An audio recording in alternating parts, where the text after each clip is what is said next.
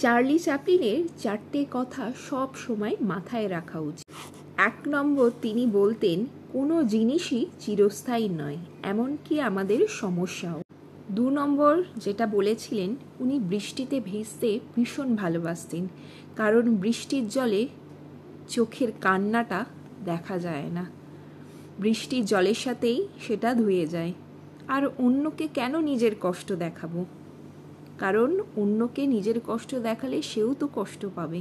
তো সেই কারণে তিনি বলতেন যে নিজের কষ্ট কাউকে দেখিও না। 3 নম্বর যে কথাটি তিনি বলতেন, সব থেকে খারাপতম দিন হলো যেদিন আপনি হাসেননি, কারণ হাসিটা খুব দরকার শারীরিক ও মানসিক দুটো ক্ষেত্রের জন্যই।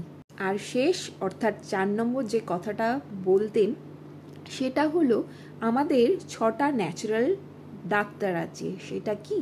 সেটা আহার, আরাম, সূর্য, আত্মমর্যাদা, ব্যায়াম আর বন্ধু।